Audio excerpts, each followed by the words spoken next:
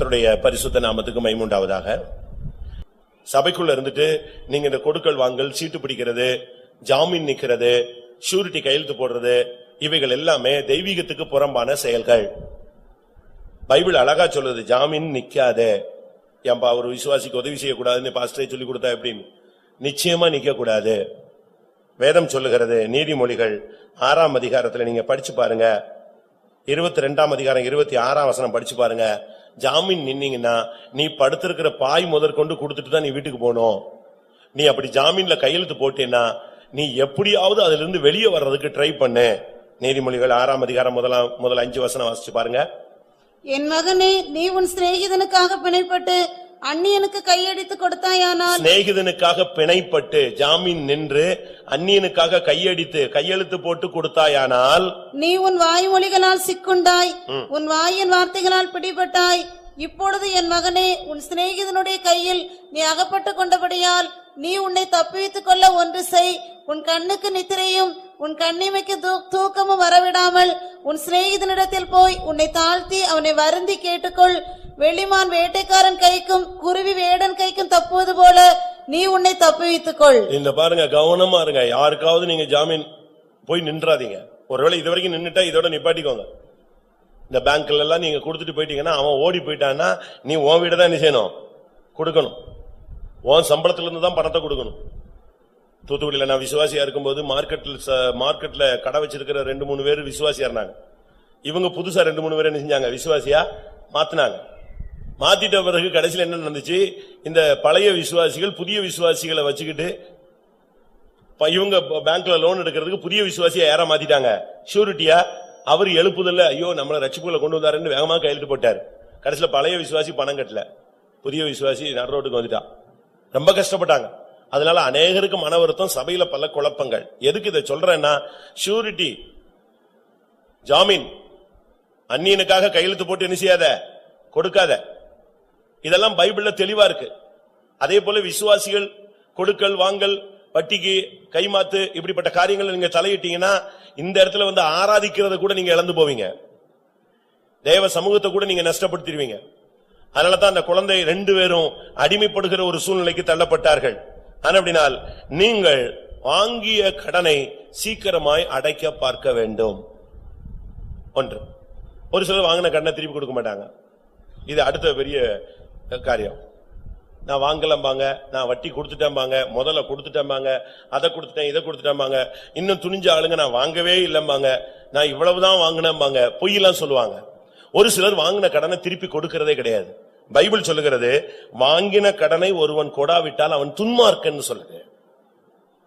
Bible சொல்ற வார்த்தைகளை மட்டும் நான் உங்களுக்கு இன்னைக்கு சொல்ல கடமைப்பட்டிருக்கேன். சங்கீதம் 37:21. சங்கீதம் 37:21. துன்மார்க்கன் கடன் வாங்கி செலுத்தாமல் போகிறான். துன்மார்க்கன் கடன் வாங்கி என்ன செய்ய மாட்டேங்கிறான்? செலுத்தாமல் போகிறான், திரும்பி கொடுக்காம போறான். ஒரு சிலர் பாருங்க, கடன் வாங்கிட்ட பிறகு கடன் கொடுத்துடுவாங்க, திருப்பி கொடுத்துட்டு திருப்பி பேச மாட்டாங்க. வாங்குற வரைக்கும் பாத்தீங்கன்னா அப்படியே அவங்க வீட்லயே போய் உட்காந்துக்குவாங்க, வாசல்ல போய் நிப்பான், பிரதர்மா சிஸ்டர்மா. நீங்க தள்ளுபடி ஆகமம்னு ஒண்ணு இருக்கு. நம்ம பைபிள்ல 66 புஸ்தகம் இருக்கு இல்லையா? இது போக ஆர்சி பைபிள்ல பாத்தீங்கன்னா எக்ஸ்ட்ரா இருக்கு. அதுல சீராக் ஆகமம் அப்படின்னு ஒண்ணு இருக்கு. சீராக் ஆகமத்துல 29ஆம் அதிகாரத்துல நீங்க வீட்டுல இருந்தா ஆர்சிக்காரங்க எல்லாம் போய் படிச்சு பாருங்க. முதல் 10 வசனத்துல இந்த கடன் வாங்கும் போது இவன் எப்படிலாம் பேசுறான்னு சொல்லியிருக்கு.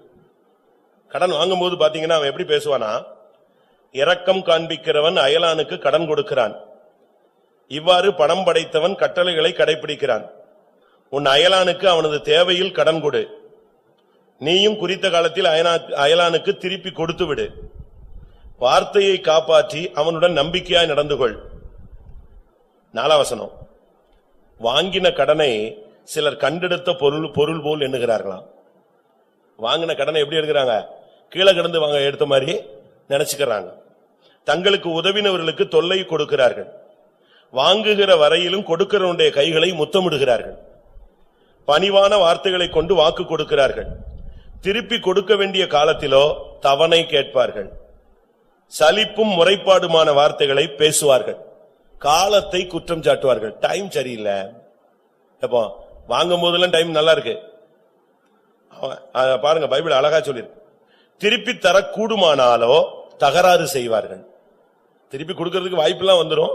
ஆனா நீ என்ன கேவலப்படுத்திட்ட, என்னை அசிங்கப்படுத்திட்ட, பாஸ்ட போய் சொல்லிட்டேன், நான் அதனால என்ன செய்ய மாட்டேன், தரமாட்டேன். இப்படித்தான் அநேகர் திருப்பி கொடுக்க தரக்கூடுமானாலோ தகராறு செய்வார்கள். அப்படி கொடுக்கக்கூடியதா இருந்தால் வருத்தப்பட்டு கொண்டு தொகையில் பாதி கொடுப்பார்கள். எப்படி அதுலயும் கொடுக்கறதுக்கு சான்ஸ் இருக்கும் போது கூட எப்படி கொடுப்பான், இவனுக்கு ஃபுல்லா கொடுத்துட்டா இவன் நம்மகிட்ட ரொம்ப இருக்குன்னு நினைச்சிருவான் போல இருக்கு அப்படின்ட்டு அதுலயும் என்ன செய்யறது, வருத்தப்பட்டு கொண்டு பாதியில் கொடுப்பார்கள்.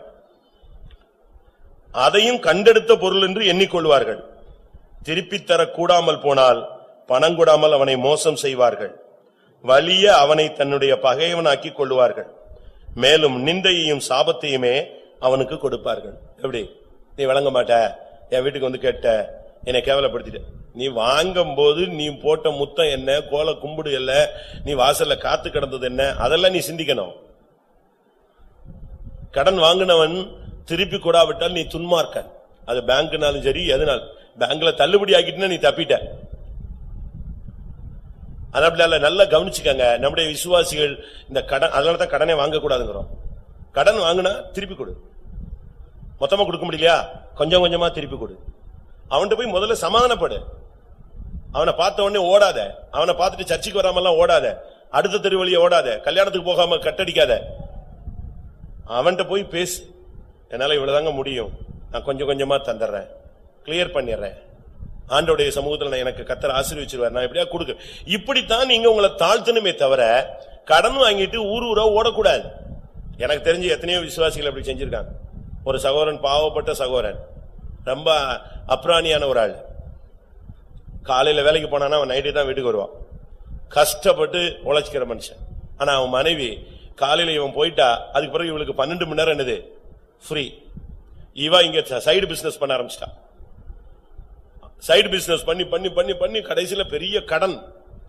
இவனுக்கு பகல்ல வீட்டுல இருக்க மாட்டானா, அதனால இவனுக்கு இந்த மேட்டரே என்ன செய்யாது, தெரியாது. நைட்டு வருவான், சாப்பிடுவான், காலைல எழுந்திருப்பான், குளிச்சான், பரப்பிட்டான், சாப்பிட்டான், போயிடுவான்.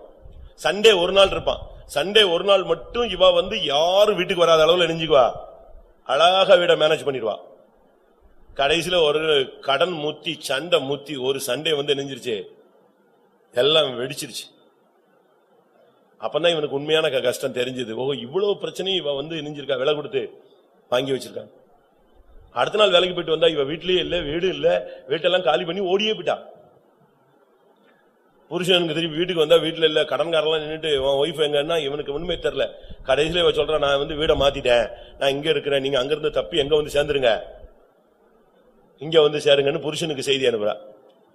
இப்படி ஆளுங்கள்லாம் இருந்தா அந்த குடும்பம் என்ன ஆகும்னு யோசி. பைபிள் அழகா சொல்லுது, கடன் வாங்காத, கடன் வாங்குனா திருப்பி கொடு. அப்ப கடனே கொடுக்க கூடாதா? கடன் கொடுக்கலாம். விசுவாசிகள் கடன் கொடுக்கறதுல தப்பே கிடையாது. கடன் கொடுப்பது என்னது ஆசீர்வாதம். ஆனா கடனை கொடுத்துட்டு அவன் பின்னால போய் அவனை தொல்லை பண்ணாத. அதனாலதான் பைபிள் சொல்லுகிறது, கைமாறு கருதாமல் என்ன செய்ய, கடன் கொடு. அப்படின்னு என்ன அர்த்தம்? அதுக்கு கைமாறுனா என்ன அர்த்தம்? திரும்பி வரும் என்று நம்பிக்கை இல்லாமல் கொடுத்து விடு. 10,000 ரூபாய் கேட்கறான், 10,000 ரூபாய் கொடுத்துட்டு நீ 10 நாள்ல போய் அவன்கிட்ட சண்டையை போட்டு சட்டையை பிடிச்சிட்டு பைபிளை பிடிங்கிட்டு சண்டை போட வேண்டியதில்லை. 10,000 ரூபாய் கேட்டா நீ 10,000 ரூபாய் கொடுக்கணும்னு ஒன்னும் பைபிள் சொல்லவும் இல்ல.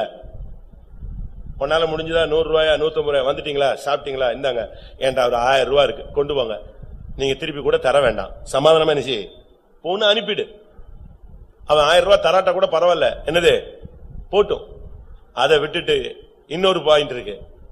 ஒரு சிலர் கடன் கொடுக்கறதுக்கு சக்தி இருக்காது, ஆனா அவனை எப்படி அனுப்புறது, டேக்கிள் பண்ணி அனுப்ப தெரியாது. உடனே சொல்லுவாங்க, நான் வேணா இன்னொரு இடத்துல நெஞ்சு தரேன், வாங்கி தரமா, இதுதான் ஷூரிட்டி, ஜாமீன். இவன் போய் இன்னொரு இடத்துல வட்டிக்கு வாங்கி இவனுக்கு கொடுப்பான், நண்பனுக்கு, அதாவது தன்னுடைய பெருந்தன்மையை காட்டுறதுக்கு. அவன் ஓடி போன பிறகு வட்டியும் முதல்ல யாரு கட்டணும்? இவன் தான் கட்டணும். அப்படி சிக்கி கொண்டவங்க எல்லாம் கை வைத்துங்கன்னு சொன்னா இப்ப பாதி பேர் வைத்திருவீங்க. ஏன்னா நம்ம ஆளுங்க வந்து ரொம்ப பேர் இறக்க குணத்துல அப்படி இயேசுவோட பீட் பண்ணிட்டு நிக்கிறாங்க. அவன் அழுதான், அந்த சிஸ்டர் அழுதாங்க, வேலை போயிருன்னு சொன்னாங்க, வீடு போயிருன்னு சொன்னாங்க, இன்னைக்கு அது போயிரும் இது போயிரும் சொன்னாங்க, அதனால நான் கொடுத்துட்டேன். இதுதான் நடக்குது. நான் சென்னையில இருக்கும்போது ஒரு வாலிப பையன், நான் உங்களுக்கு எத்தனையோ ட்ரிப் இது சொல்லியிருக்கேன். அவன் ஃபாரின் போறதுக்கு அன்னைக்கு பணம் கிடையாது, விசா கிடைச்சிருச்சு, பணம் கிடையாது, ஃபெய்த்தம்ல தான் வேலை செஞ்சுட்டே கிடப்பான். அப்போ ஒரு பழைய விசுவாசி இப்ப 40,000 50,000, அப்போ அவனுக்கு 1,200 ரூபா ஒன் வே பிளைட் கட்டினா அவன் எங்க போயிடுவான். இவனுக்கு அது கட்டுறதுக்கு ஆள் கிடையாது. உடனே அந்த விசுவாசி நம்ம சொந்தக்கார பையன் தானே, ஃபெய்த்தம்லயே கடந்த பையன், போட்டுன்னு அனுப்புன 1,200 ரூபா. இவன் போன உடனே முதல் சம்பளம் வாங்கிட்டு நன்றியோடு கொடுத்திருக்கணும். இவன் வீட்டுக்கு லெட்டர் எழுதியிருக்கான், இந்த காசை உடனே கொடுத்து விடுங்கள், நாளைக்கு என்னால் தான் ஃபாரின் போனேன் என்று அவர் என்ன செய்வார் சொல்லி காட்டி விடுவார். உண்மை அதுதானே, அவர் காசு கொடுத்தானே நீ போன. ஆனா இவன் எழுதி விடுறான் பாருங்க லெட்டரு, என்னை அப்படி பேசிடுவாரு, நம்ம குடும்பத்தை தரக்குறவா பேசுவார். தரக்குறவா உனக்கு போறதுக்கே சக்தி இல்லாம உட்கார்ந்து இருந்தா தரட்டிக்கிட்டு நீ. ஆனா இன்னைக்கு அவன் தூக்கி விட்டான். ஆனா உனக்கு என்ன செய்யல, நன்றி இல்ல. உடனே அதை கொடுத்து கழிச்சு அவர் விட்டாராம். அதுதான் தவறு. நம்முடைய வாழ்க்கையில நாம் தோற்று போறதுக்கு காரணம் அதுதான். நம்முடைய வாழ்க்கையில வாங்கின கடனை திருப்பி கொடுக்கணும். அதே நேரத்துல கடன் கொடுக்கறதுக்கு உங்களுக்கு சக்தி இருந்தா திரும்பி வரும்னு நினைக்காதீங்க, சண்டை போடாதீங்க. அவன் தருவேன்னு சொன்னான், அவன் தரமாட்டேன்னு சொல்லிட்டான், நான் சர்ச்சில் வச்சு நீ கேட்க போறேன், பாஸ்டர்ட்ட வச்சு கேட்க போறேன். ஏன் கொடுக்கும்போது பாஸ்டர்ட்ட கேட்டியா நீங்க ரெண்டு பேரும் ஒரே பிளேட்ல சாப்பிட்டுக்கிட்டீங்க, ஒரே வண்டியில போய்கிட்டீங்க, ஒரே வீட்டுல தூங்கிக்கிட்டீங்க. கடன் கொடுக்கிற வரைக்கும் கடன் வாங்குற வரைக்கும் யாருக்குமே தெரியாது. நீங்க ரெண்டு பேரும் அப்படியே என்ன ஒட்டி பிறந்தவங்க மாதிரி சுத்திட்டு இருந்தீங்க. இப்ப கடன் வாங்கி பிரச்சனை ஜாஸ்தி ஆன உடனே யார்ட்டு வர்ற? ஒருத்தன் இயேசுட்ட கேட்டான், எனக்கும் எங்க அண்ணனுக்கும் சொத்துல பிரச்சனை, நீங்க தீர்த்து தரணும்னு. இயேசு சொன்னார், நான் இதுக்கு தான் பரலோகத்துல நீங்க வந்தானான்னு கேட்டாரு. உங்க ரெண்டு பேருக்கு என்ன நியாயாதிபதியாய் வைத்தவன் யார் அப்படின்னாரு இயேசு. இது உங்க பஞ்சாயத்தை நீங்க வாங்கின கடனையும் ஒருத்தன பிரச்சனையும் தீர்க்கிறதுக்கு இவ்வளவு பெரிய சர்ச்சை நடத்தல. கிறிஸ்துவின் சரீரமாகிய சபை இதுக்காக என்ன செய்யல, நியமிக்கப்படல. நீங்க ஞானமா நடந்திருக்கணும், பைபிளை படிச்சு பார்க்கணும். கடன் கொடுக்கிறது தப்பு இல்ல, கடன் வாங்குறதும் தப்பு இல்ல. ஆனா கடன் வாங்கினவன் கரெக்டா கொடுத்துடணும், கடன் வாங்க கொடுத்தவன் கிடைக்காட்டாலும் சோத்திரம் பண்ணிட்டு போறதுக்கு மனப்பான்மையை வளர்த்துக்கணும். அப்படித்தான் பைபிள் சொல்லுது, கடன் வாங்கணும். அதே நேரத்துல ஒரு சிலர் நம்ம விசுவாசிகளே வட்டிக்கு கொடுக்கிறான். நம்ம விசுவாசிக்க வெளியாளுக்கும் கொடுக்கிறான். வட்டிக்கு கொடுக்கலாமா? 100க்கு 1 வட்டி வாங்கினா கர்த்தர் அவனை உதறி போட கடவர். நெகேமியாவின் புஸ்தகம் அழகாக சொல்லுகிறது. 5ஆம் அதிகாரம் 11 - 13 வரைக்கும் படிச்சு பாத்தீங்கன்னா, 100க்கு 1 வீதம் வாங்கினா அவனை கர்த்தர் உதறி போடுவார். நீங்கள் இன்றைக்கு அவர்கள் நிலங்களையும் அவர்கள் திராட்சை தோட்டங்களையும் அவர்கள் ஒலிவ தோப்புகளையும் அவர்கள் வீடுகளையும் நீங்கள் பணத்திலும் தானியத்திலும் திராட்சரசத்திலும் எண்ணெயிலும் 100க்கு 1 வீதமாக அவர்களிடத்தில் தண்டி வருகிற வட்டியையும் அவர்களுக்கு திரும்ப கொடுத்து விடுங்கள் என்றேன். 13 நான் என் வஸ்திரத்தை உதறி போட்டு இப்படி இந்த வார்த்தையை நிறைவேற்றாத எந்த மனிதனையும் அவன் வீட்டிலும் அவன் சம்பாத்தியத்திலும் இருந்து தேவன் உதறி போட கடவர். இந்த பிரமாணத்தின்படி செய்யாதவன் திருப்பி 100க்கு 1 வட்டி வாங்கியிருந்தா கூட திருப்பி கொடுக்காதவன கர்த்தர் சபையிலிருந்தும் ஜனத்திலிருந்தும் ராஜ்யத்திலிருந்தும் தேசத்திலிருந்தும் இவ்வுலக வாழ்க்கையிலிருந்தும் உதறி போட கடவர்னு சொன்னான். எத்தனைக்கு? 100க்கு 1 வாங்கினா. அப்ப பணத்தை என்ன பண்றது வச்சுக்கிட்டு அப்படின்னா பேங்க்ல போடு. அதுலயும் நீ ஆசைப்பட்டு 10% கிடைக்கும் 40% கிடைக்கும் போட்டு அவன் ஓடி போயிட போறான். நிதியில பைனான்ஸ்ல போட்டு விட்டுறாத. பைபிள்ல எல்லாத்துக்குமே வசனம் இருக்கு. மத்தேயு 25:27 சொல்லி இருக்கிறது. அந்த எஜமான் சொல்றான், நான் விதைக்காதத அறுக்கிறவன் தெளிக்காதத சேர்க்கிறவன் நீ சொல்றியே, அப்படி ஆனா நீ காசுக்காரர் வசத்துல அதை கொடுத்து வச்சிருந்தீனா, அது பேங்க்ல போட்டு வச்சிருந்தீனா, நான் வரும்போது எப்படி வாங்கியிருப்பேன்? வட்டியோடு வாங்கியிருப்பேன். அவ்வளவுதான்.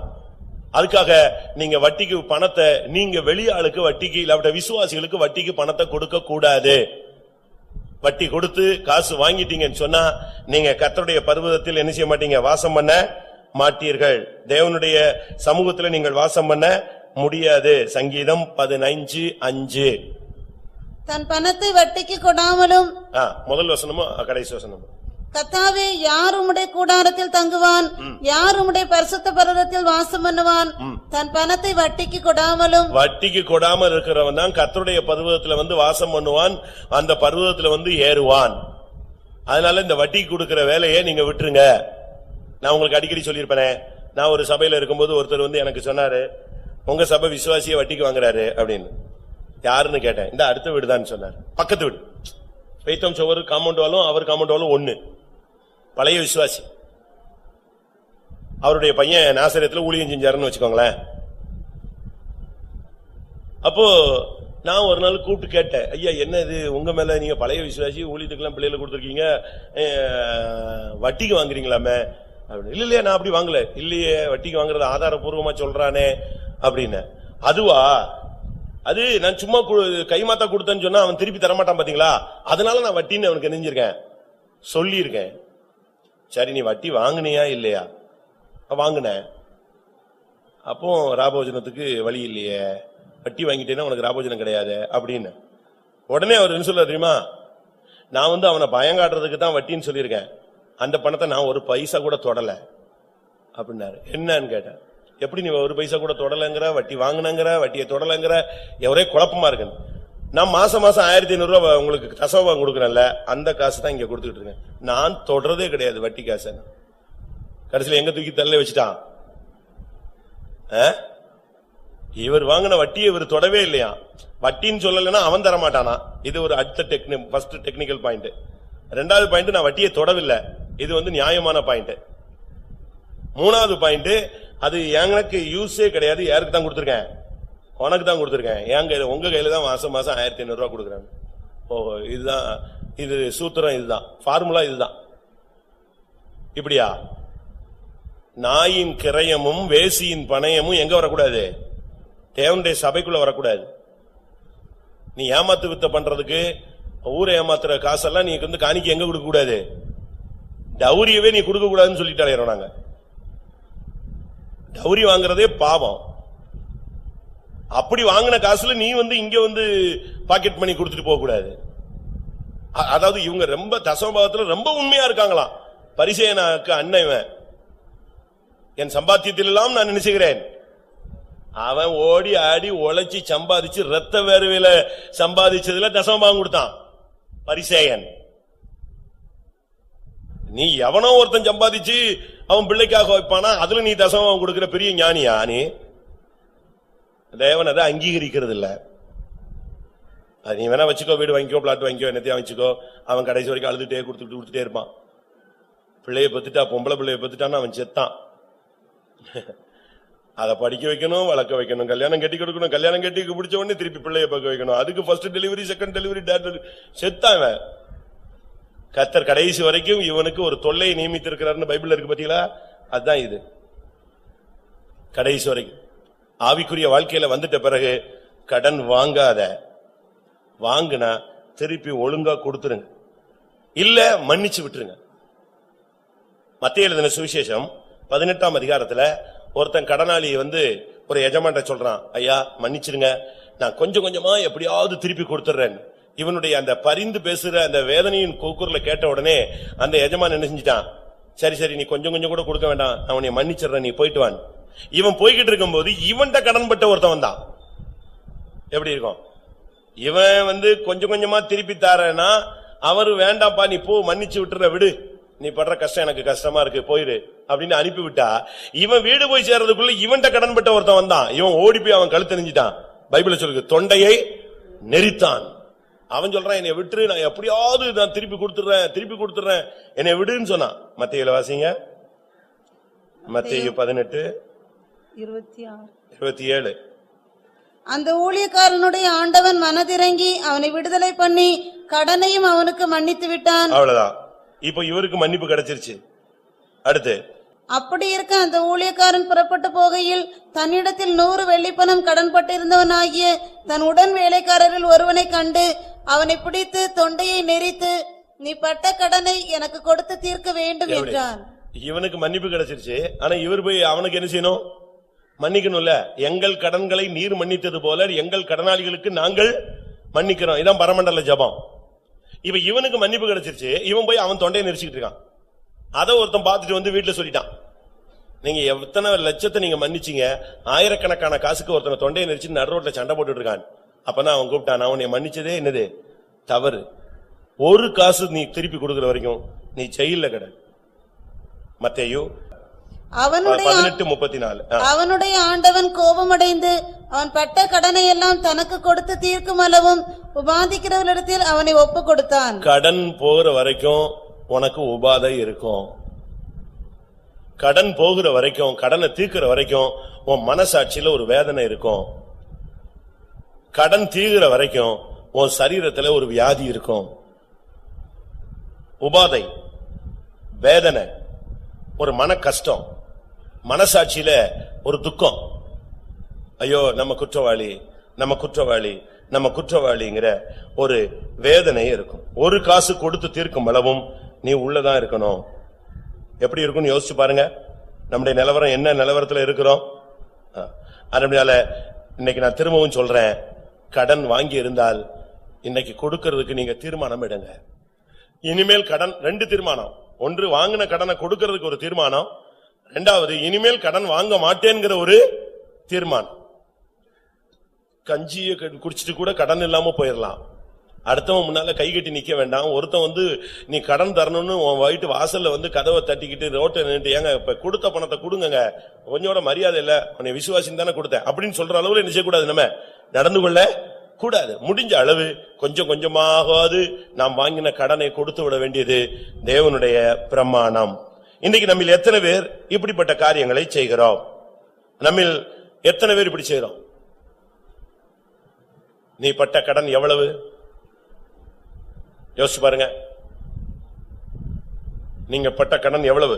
லூக்கா 16:7 ஒரு கொஸ்டின் இருக்கு. நீ பட்ட கடன் எவ்வளவு? ஒரு சிலர் கடன் பட்டது வீட்டுல சொல்லவே மாட்டாங்க. பிரச்சனை உச்சகட்டமான பிறகுதான் தெரியும். சிவகாசியில ஒரு சகோதரன் 10,000 ரூபாய் கடன். ஆனா பட் இப்போ இல்ல, அது ரொம்ப முந்திய காலத்துல. அந்த 10,000 ரூபாய் கடனை அவனுடைய சக்தியில சம்பாதிச்சு அடிக்கவே முடியல.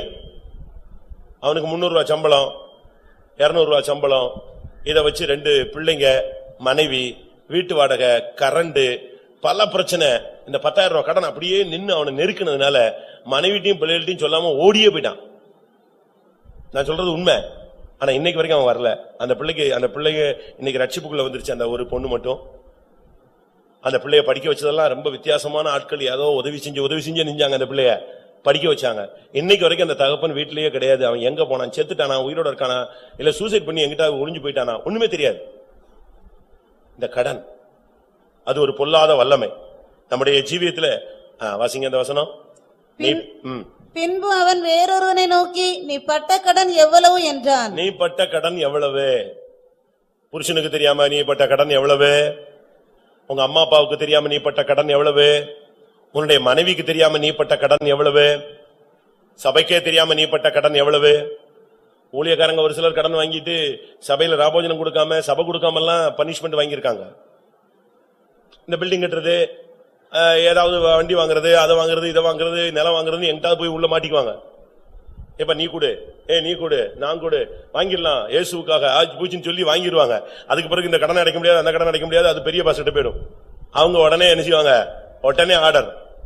கடனே வாங்கக்கூடாதுன்னு பிரசங்கம், உபதேசம், சத்தியம் இருக்கும்போது நீ கடன் வாங்கினால உனக்கு ராபோஜனம் கிடையாது, சபை கிடையாது, ஊழியம் கிடையாது, சென்டருக்கு வான்னு சொல்லி இழுத்து வச்சிருக்காங்க.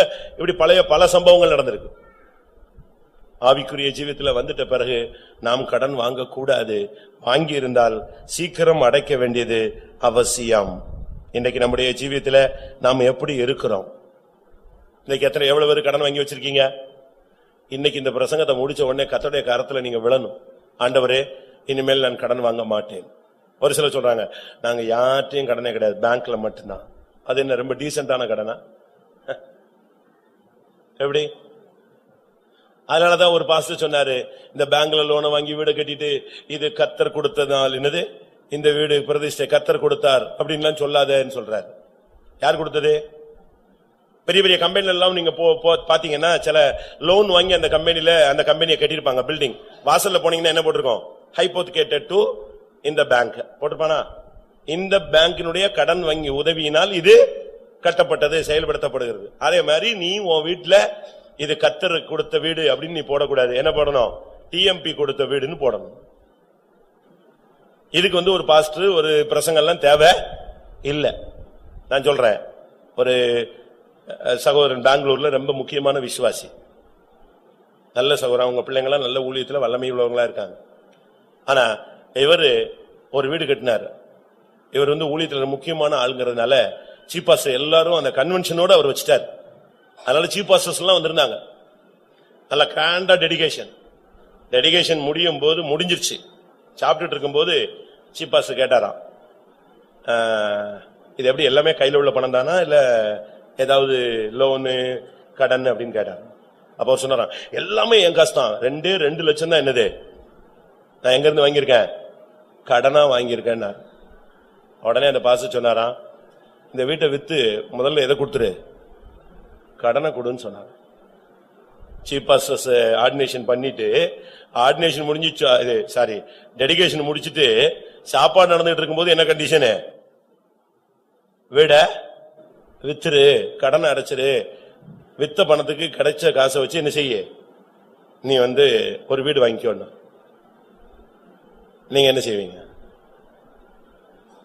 இதுக்குதான் பெரிய பாஸ்டர்ஸ் எல்லாம் கூப்பிடக்கூடாது. அப்படிதான் நம்ம உங்க புத்தி உடனே என்ன செய்யும், அப்படிதான் போகும். உடனே பெரிய பாஸ்டர் அதுக்கு சின்ன பிரதரை கூப்பிட்டு அப்படி ஜெபிச்சு விட்டு போயிடணும். இப்படி பெரிய ஆளுங்க எல்லாம் கூப்பிட்டா இப்படிதான் குழப்பம் பண்ணுவாங்க. ஆனா அந்த சகோதரன் பக்கா பழைய விசுவாசி, நல்ல மூத்த விசுவாசி, பாவப்பட்ட மனுஷன். அன்னைக்கு சாயங்காலமே அந்த வீட்டுக்கு ரேட்டு பேசிட்டாரு. ஏன்னா யார் சொல்லிட்டா? பெரியவங்க சொல்லிட்டாங்க. நம்ம செய்வோமா? அதான் விசுவாசி, அதான் ஊழியம், அதான் உபதேசம். நம்ம அப்படி செய்வோமா? நம்ம இப்ப அப்படி இல்ல. இவ்வளவு பெரிய புக்கு தூக்கிட்டு வர ஃபைல் என்னன்னு கேட்டா, பேங்க் மேனேஜர் கண்கள்ல தயவு கிடைச்சு உடனே அவன் பேங்க் கையெழுத்து போட்டணும். இதுக்கு யார் தான் ஜெபிக்கணும்? இதுக்கும் ஊழியக்காரர் தான் ஜெபிக்கணும். பேங்க் மேனேஜர் கத்தர் கொடுக்கணும் கத்தாவேன்னு ஜெபிக்கிறதுக்கெல்லாம் இங்க ஆளு கம்மி. நீங்க யோசிச்சு பாருங்க, நம்முடைய வண்டி எல்லாம் எங்க இருக்கு, நம்முடைய வீடு எங்க இருக்கு, நம்முடைய நிலம் எங்க இருக்கு, நம்முடைய நகை எல்லாம் எங்க இருக்கு, எல்லாமே பேங்க்ல வச்சுக்கிட்டு, ஆனா கத்தர் கொடுத்தாருன்னு சொல்றது எவ்வளவு பெரிய பொய். என்னுடைய நாமத்தை வீணிலே நீ வழங்காதிருப்பாயாக. அதனால ரொம்ப கவனம். இன்னையோடு நம்முடைய கடன் முடிவுக்கு வருவதாக. அப்படி வரணும்னா என்ன செய்யணும்? வாசிங்க 2 ராஜாக்கள் 4:7. அவள் போய் தேவனுடைய மனுஷனுக்கு அதை அறிவித்தாள். அப்பொழுது அவன், நீ போய் அந்த எண்ணெயை விற்று உன் கடனை தீர்த்து மீந்ததை கொண்டு நீயும் உன் பிள்ளைகளும் ஜீவனம் பண்ணுங்கள் என்றான். பைபிள்ல நல்லா சொல்லி இருக்கு, நீ வித்து ரொட்டேஷன் பண்ணக்கூடாது. நம்ம ஆளுங்க என்ன செய்வாங்க, பாதி கடனை கொடுத்துருவாங்க, பாதி கடனை நிப்பாட்டி வச்சுக்குவாங்க. தப்பு. பைபிள் சொல்லுது நீ ரொட்டேஷன் பண்ணாத. பைபிள் என்ன சொல்லுது? நீ அதை கொண்டு போய் விற்று முதலாவது நீ எதை செய்ய, உன் கடனை தீர்த்து விடு. 10,000 ரூபாய் இல்ல, 10 லட்சம் இல்ல, 10 கோடி இல்ல, எத்தனை கோடி இருந்தாலும் கடன் இருந்துச்சா அத்தனை கோடியை கத்தர் கொடுத்துட்டாரா? முதல்ல கடனை அடைத்து விடு. மீந்ததை கொண்டு நீ ஜீவனம் பண்ணு. இதுதான் கஷ்டம். காசை பார்த்த உடனே இவன் வீட வாங்கட்டுமா, நிலத்தை வாங்கட்டுமா, அதை முடிச்சுட்டுமா, இதை முடிச்சுட்டுமா, கடன் கடன் கொஞ்சம் கொஞ்சமா அப்படி போயிட்டே இருக்கலாம். இன்கம் டாக்ஸுக்கு மொத்தமா கட்டினா ப்ராப்ளம், அதனால கொஞ்சம் கொஞ்சமா நான் தீர்த்துக்கிட்டே வராமா. அப்ப இந்த கடன் சாகிற வரைக்கும் நெஞ்சுக்கிட்டே இருக்கும். எதிர்பாராம நீ செத்து போயிட்டேனா நீ பரலோகத்துக்கு போக மாட்ட. பைபிள் சொல்லுகிறது, நீ முதலாவது உன் கடனை தீர்த்து விடு. ஆண்டவருடைய கான்செப்ட் அதான். மீந்ததை கொண்டு நீ ஜீவனம் பண்ணு. முதல்ல கடனை மொத்தமா க்ளோஸ் பண்ணிடு. இப்போ உன்னைய கேட்டா உனக்கு கடன் இருக்க கூடாது. அப்ப இன்னைக்கு எக்காலம் துணிச்சாலும் சரி, நீ செத்து போனாலும் சரி, நீ பரலோகத்துக்கு போயிடலாம். உன் ஆத்துமா எந்த பிடியும் இல்லாம அழகா நித்தியத்தை நோக்கி பறந்து போகும், இளைப்பாறும் தேசத்துக்கு போய் சேரும். இல்லாவிட்டா உன் ஆத்துமா மேல போக வாய்ப்பே கிடையாது. ஏனென்றால் கடன் வாங்கினவன் அடிமை. அடிமைன்னா தோற்று போனவன், கீழ்ப்படிய சக்தி உள்ளவன். தோற்று போனவன் நிச்சயமா பரலோகத்துக்கு போக முடியாது. ஜெயித்தவர்களுக்கு தான் பரலோக ராஜ்யம். அதனால இன்னைக்கு கத்தர் உங்களில் நம்ம அநேகர் இப்ப ஜெபிக்க போறோம். கத்தர் நம்முடைய ஜெபத்தை கேட்டு இந்த குடும்பத்துல, இந்த கூட்டத்துல அநேக குடும்பங்களை கத்தர் ஆசீர்வதிக்க போறாரு. ஆசீர்வதிச்ச உடனே நீங்க செய்ய வேண்டியது என்னன்னா, நேரடியாக உங்களுடைய கடனை முதலாவது என்ன செய்யணும், அடைக்கணும். தேவனுக்கு செலுத்த வேண்டிய கடனை அடைக்கணும், மனுஷனுக்கு செலுத்த வேண்டிய கடனை அடைக்கணும். எல்லா கடனையும் நீங்க கிளியர் பண்ணணும். எல்லா கடனையும் கிளியர் பண்ணிட்டு கத்தர் உனக்கு ஒரு போர்ஷன் வச்சிருப்பாரு. அதை வச்சு நீ என்ன செய்யணும், மறுபடியும் டெவலப் பண்ணு. நீ இதுல உண்மையா இருந்தீனா கத்தர் உன்னை அதுல பெரிய அதிகாரியாக அநேகத்துக்கு உன்னை ஆசீர்வாதமாய் மாற்றுவார். ஒரு வீட்டுல ஒரு 20,000 ரூபாய் கடன். அந்த கடனை அந்த குடும்பத்துல அடைக்கவே முடியல. கடைசியில் நாங்க ஒரு 4 ஊழியக்காரங்க சேர்ந்து ஆளுக்கு 5,000 ரூபாய் போட்டுருவோமா, அந்த கடனை நெஞ்சிடலாம். அந்த 20,000 ரூபாய்க்கு அந்த பிள்ளை 10 வட்டி கொடுத்து மாசம் மாசம் 2,000 ரூபாய் கஷ்டப்படுது. வாங்குற கடனை சம்பளத்துல பாதி போயிருதுப்பா, அதனால நம்ம எல்லாரும் ஆளுக்கு 5000 ரூபாய் போட்டு அடைச்சிடலாம். ஒரு பிரதர் சொன்னாரு, எதுக்கு நம்ம காசு கொடுக்கணும் அப்படின்ட்டாரு. என்னடா இது 3 பேர் ஒத்து வந்துட்டாங்க, ஒரு ஆள் ஒத்து வரலையே அப்படின்ட்டு அவர்கிட்ட கேட்டோம். ஏன் உதவி தானே செய்யறோம். அப்ப அவர் சொன்னாரு, வீட்டுல கலர் டிவி இருக்குல்ல, அதை வித்து கொடுக்க சொல்லு பட்டுன்னு சொன்னாரு. கடன் 20,000 ரூபாய் இருக்கு, அது கரெக்ட். அதுக்கு ஊழியக்காரங்க எல்லாம் காசு போடணுங்கிறீங்க, கரெக்ட். கர்த்தருடைய காசை கொடுத்து அந்த பிள்ளையை தூக்கி விட்டலாம், அந்த குடும்பத்தை தூக்கி விட்டலாம், கரெக்ட். அந்த வீட்டுல கலர் டிவி வச்சுட்டு டெய்லி பாத்துட்டு இருக்கால, அதை தியாகம் பண்ண சொல்லு. அதை வித்தா 12,000 ரூபாய் வரும்ல, 8,000 ரூபாய் கொடுக்கலாம். அப்பதான் எங்களுக்கு ஷாக்கா இருந்துச்சு. ஓஹோ, இவங்க இவ்வளவு கடனை வச்சுக்கிட்டு எதை பாத்துட்டு இருக்கான், அழகா கலர் டிவி பாத்துட்டு இருக்கான். நீ அதை வித்தா பாதி கடன் போயிருங்கிற ஒரு சென்ஸே அவனுக்கு ஒர்க் ஆகல. கடனு கடனு கடனு எவ்வளவு, 40,000 ரூபாய். ஐயோ பயங்கர கடனு. வீட்டுல காதுல போட்டிருக்கேன் 4 பவுன், அதை வித்துட்டீங்கன்னா கடனே அடைஞ்சு போய். நான் சொல்றது கரெக்ட்னு சொல்றவங்க அல்லேலூயா சொல்லுங்க. இன்னைக்கு கலர் டிவி எல்லாம் ஓட்டத்தை முடிக்க போகுது. பாதி கடன் அடைச்சிடு. தேவையில்லாத பொருள் எல்லாம் உனக்கு எதுக்கு அவசியம்? கர்த்தருக்கு சித்தம் இல்லாதது, கர்த்தருக்கு விருப்பம் இல்லாதது, இதெல்லாம் நீ வீட்டுல அடிக்க வச்சு ஷோ கேஸ்ல வச்சு அதை அடைச்சாலே கடன் எல்லாம் கிளியர் ஆயிடும். நீ நிம்மதியா பரலோகத்துக்கு போலாம். கர்த்தருடைய வார்த்தைகளை நீங்க கவனிங்க. வித்து கடனை கொடுத்து மீந்ததை கொண்டு ஜீவனம் பண்ணு. எல்லாரும் கண்களை மூடுவோம். நீ இன்றைக்கு கடன்பட்டவனா இருக்கலாம். இன்றையிலிருந்து கர்த்தர் உன்னை ஆசீர்வதிக்கப்பட்டவனாய் மாற்றட்டும். இதுவரை கடன் வாங்கினவனாய் இருப்பாய், இன்றையிலிருந்து உன்னை கடன் கொடுக்கிறவனாய் கர்த்தர் மாற்றட்டும். ஆமென். கடன் வாங்கி இருந்தால் திருப்பி கொடுத்து விடு. ஆமென். ஏழைகளுக்கு கடன் கொடு, கைமாறு கருதாமல் கடன் கொடு. ஏழைகளுக்கு இறங்குறவன் கர்த்தருக்கு கடன் கொடுக்கிறான். ஆர்சி பைபிள் சொல்லுகிறது, ஏழைக்கு இறங்குறவன் கர்த்தருக்கு வட்டிக்கு கொடுக்கிறான், கர்த்தர் அதை திரும்ப கொடுப்பார். எல்லாரும் கண்களை மூடி முழங்கால் படியிடுவோம். உன்னுடைய கடனை நீ தீர்த்து விடு. சுவிசேஷம் அறிவிக்கும் கடன், பணக்கடன், வீட்டுக்கடன், படிப்பு கடன், தாய்க்கடன், தகப்பன் கடன், பிள்ளையின் கடன், ஆஸ்பத்திரி செலவு, என்னென்ன கடன் வாங்கி இருக்கிறையோ எல்லாவற்றையும் இயேசுவின் நாமத்தில் இன்றைக்கு கர்த்தர் முடிவுக்கு கொண்டு வருவாராக. சுவிசேஷம் அறிவிக்கிறதுக்கு நீ ஒரு கடனாளி. முடிந்த அளவு சுவிசேஷத்தை அறிவி, முடிந்த அளவு ஏழைகளுக்கு உதவி செய், முடிந்த அளவு ஸ்தோத்திர ஜபத்துல தரித்திரு, முடிந்த அளவு மற்றவர்களிடத்தில் அன்பு கூறு, முடிந்த அளவு ஊழியர்காரர்களுக்கு உன்னை ஒப்புக்கொடு. ஆமென். கொஞ்ச நேரம் ஒரு 5 நிமிஷம் கண்களை மூடி முழங்கால் போடலாமா? உட்கார்ந்தே இருந்து கால் கையெல்லாம் இழுத்துட்டு போங்க, முழங்கால் போடுங்க. நல்ல சூப்பர் எக்ஸசைஸ். உச்சந்தில இருந்து உள்ளங்கால் மட்டும் கர்த்தருடைய ஆசீர்வாதம் வரட்டும். நீ எதை செய்தாலும் தடங்கிற பேர் மாறி இனி எதை செய்தாலும் நீ ஆசீர்வதிக்கப்பட்டிருப்பா என்ற வார்த்தை வரட்டும்.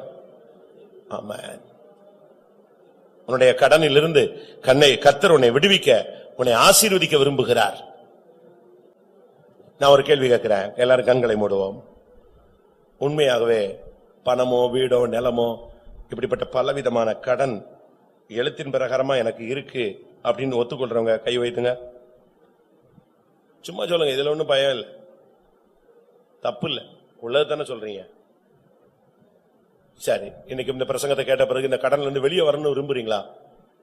விரும்புனீங்கன்னா கர்த்தர் இன்னைக்கு ஒரு வழியை திறப்பார், ஒரு போக்கை உண்டு பண்ணுவார். இனிமே நீ கடன் வாங்க மாட்டேன்னு ஒரு தீர்மானம் எடு. அந்த தீர்மானத்தை தேவன் காப்பாற்றுவார். ஒரு காலத்துல நீ கடன் பட்டவனா இருக்கும் பொழுது உனக்கு கடன் கொடுத்து அநேகர் உதவி இருக்கிறார்கள். ஆண்டவரே எனக்கு பணத்தை கொடுங்க சுவாமி, நான் ஏழைகளுக்கு உதவுறேன் சுவாமி, நான் மற்றவங்களுக்கு உதவி செய்வேன் ஆண்டவரே.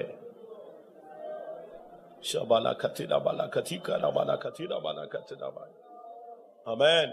உன் 2 பிள்ளைகளும் அடிமையாய் போக கூடாது, உன் 2 பிள்ளைகளும் அரசாள போக வேண்டும். நித்தியத்திலே சகலத்தையும் ஆளுகை செய்கிற ஆண் பிள்ளையாய் அது போய் சிங்காசனத்தை போய் சேர வேண்டும். அடிமைப்பட்டு விடக்கூடாது. அடுத்த கட்ட வாழ்க்கை நீ தோற்று போக கூடாது. அறை வீட்டை பூட்டு, உன் முழங்காலை முடக்கு, உன் கைகளை ஏறெடு, அந்த ரங்கத்தில் பிதாவை நோக்கி கூப்பிடு. உன் தரித்திரத்தை கர்த்தர் மாற்றுவார், உன் இல்லாமையை கர்த்தர் மாற்றுவார், உன் வறுமையை கர்த்தர் மாற்றுவார், கடன் வாங்கின தன்மையை கர்த்தர் மாற்றுவார், உன்னை ஆசீர்வதிப்பார். விசுவாசிக்கிறாயா? நீங்கள் கர்த்தருடைய வசனத்துக்கு நடுங்கினால் கர்த்தர் உங்களை நோக்கி பார்ப்பார்.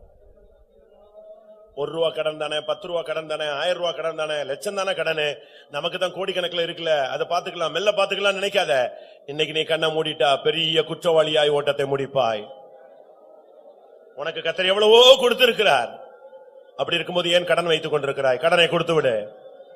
பேங்க் கடனை அடைச்சிரு, வண்டி கடனை அடைச்சிரு, வீட்டு கடனை அடைச்சிரு.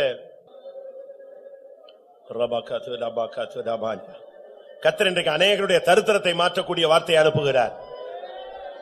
கர்த்தரை நம்புகிறவனோ செழிப்பான். உன் வறுமை ஒளியட்டும், உன் கடன் உன்னை விட்டு நீங்கட்டும். ஷபாலா கத்துடாமானியா ரேம் மிஸ்ஸமம் திபிகமானியா சபப் திபிகரானியா. இன்றையிலிருந்து கர்த்தர் உன்னை ஆசீர்வதிக்க போகிறார். கர்த்தர் உன்னை ஆசீர்வதிக்கும் பொழுது உன் கடனை அடைத்து விட்டு மீந்ததை கொண்டு ஜீவனம் பண்ண முடிவெடு. ஹல்லேலூயா.